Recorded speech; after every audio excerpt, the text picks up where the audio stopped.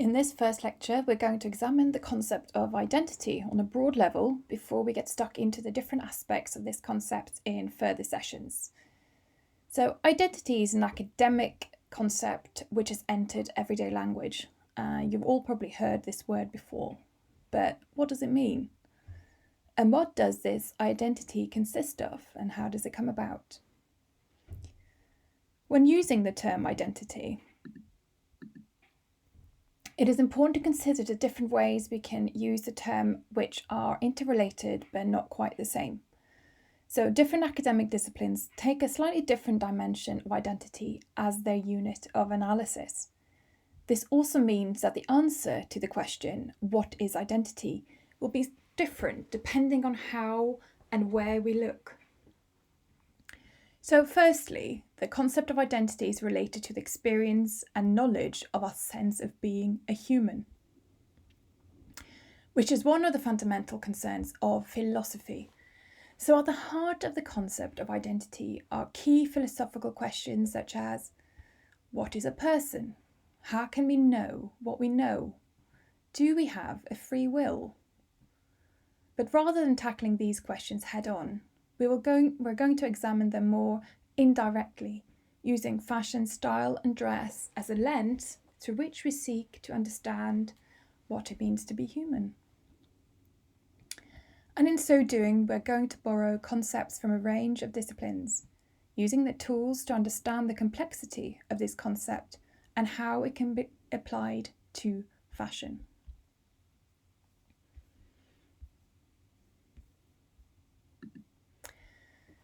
So broadly speaking, the areas of psychology and psychoanalysis takes the individual as its starting point. So this is identity on perhaps its most intimate level. Here we refer to our subjectivities, our internal lives, and our individual sense of who we are. Usually, psychology considers identity as something that is not fixed, but evolving throughout our lives. And clearly we understand that external factors shape identities at this level. But what we're interested in is how this affects our personal subjectivities and emotional lives. It is also important to distinguish between personality and identity. So whereas our personality traits might affect our identity, so for example, as being outgoing or extrovert, or introvert and shy, for example. But identity encompasses more than our personality. It is also about the influence of our relationships, culture, life stage, and external social structures. Identity involves an element of active engagement, of work, in a way that personality doesn't. So, for example, I am continuously working out what it means to be a woman. And being a woman certainly involves work. Next week, we're going to ask questions such as, what role does clothing play in the unfolding narratives of our lives, which together create our sense of self? What is the relationship between dress and memories, and how do they inform our identities? So here I've got a self-portrait by the photographer Robert Mapplethorpe. Throughout his career, Mapplethorpe used self-portraits as a way of exploring different aspects of his identity as a gay man, a photographer, and artist. In this one, he has taken with the knowledge that he's dying from AIDS. He meets our gaze defiantly. His face is visible to us, while his body is indiscernible from the background. And the skull, as a symbol of death, is an ironic and darkly amusing accessory in the form of a cane. So the cane may refer to the deterioration of his body, as he needs a walking aid as the disease takes its toll, but also to the sartorial decadence of the dandy, which we're going to look at in detail in the session on fashion and identity.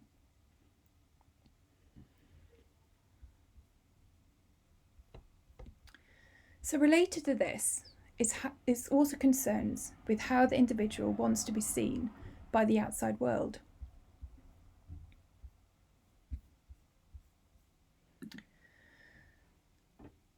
identity as the display of the self. So it can be an aspirational image, or maybe we want to project something more real and authentic. And this aspect of identity is of interest to the field of marketing and consumer research, as how the individual seeks to present their identity to others is often influenced by advertising. But we can also see it may be relevant to fashion design, as the individual will use clothing as a part of constructing their ideal self. Since people don't make their own clothing, they have to choose from what has already been designed. So what we choose, but also what we aspire to choose, is a part of the presentation of the self, the type of person that I am. And I think social media exemplifies this in a very extreme way.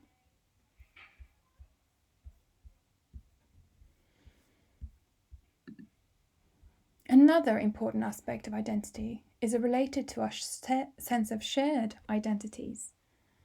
Academic disciplines such as anthropology and sociology are interested in how group memberships create identity. Where do we feel we belong? Where do we feel we're at home and amongst people who, get us? Group identification is central to our understanding of our own subjectivity. It is why we tend to seek out people who, in the first instance, look like us. So you are a student, for example, and more specifically, a fashion student. Collectively, we're all encouraged to feel part of the USW community, whether as staff or students. But whether we do or not will depend on whether we can align the meanings, interactions, and values of this community with our own. And that's why these communities take a while to develop, and they continuously change. Hopefully now, at the start of your second year, you're starting to feel a sense of belonging. A big challenge we're faced with now, as more of your learning is moved online, is how we maintain that sense of mutual belonging when we're no longer face-to-face. So I really hope we can achieve this because it's so important to learning. And it's why it's important that you also engage in the tasks and interactive elements. And that brings me to an important aspect of identity, that it involves interaction. And this term will get quite personal, but I think that can only work if there's a sense of mutual trust between us. I really love these sculptures by the Argentinian artist Claudia Fontes. And they suggest to me how relationships create identities that are greater than the sum of their parts, but also that they are porous, fragile, and dynamic. So we need to invest in identities for them to have meaning for us. Identities involve work, and they involve investment. So I became a mother through having a child, but it is the work of mothering which makes me a mother. And then finally, who are we not? Not belonging or being different from others also shape identity, because identity is relational. How we express taste is an important part of this. What do we like and what do we dislike? And also, who do we admire, who may we look down on?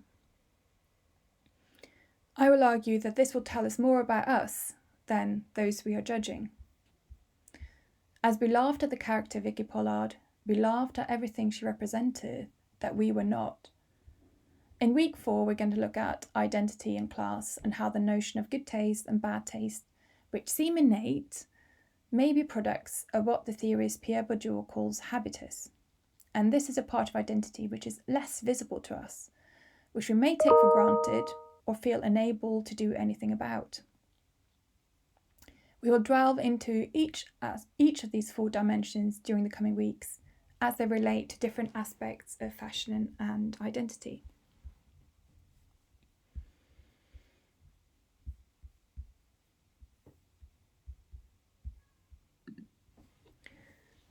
So here are the themes we're going to cover this term. In week 2, so next week, we're going to look at fashion, subjectivity, and personal identity. And we'll ask questions such as, what role does clothing play in creating the self? How do we use clothing in becoming and discovering who we are and who we've been? Fashion and gender. We can ask questions such as, how is gender identity constructed and performed, and what role does dress play in this? How does gender identity intersect with other identities? We're going to look at class and identity. So how do social structures influence identity? To what degree are we free to shape our own identities? What is taste and how does it reveal our identity? We're going to look at race and ethnic identity. How are identities of race and ethnicity expressed in fashion? Who are seen and who are not? And what is it like to have an identity of difference? And then a final theme this term is on subcultural identity. So identities of difference and belonging. We're going to ask, what is a subculture and what does style and fashion play in subcultural identity? I really hope you're going to enjoy this term, and we want to challenge you to take these ideas into your practice as a designer. The fashion industry needs designers who design with empathy, insight, and compassion.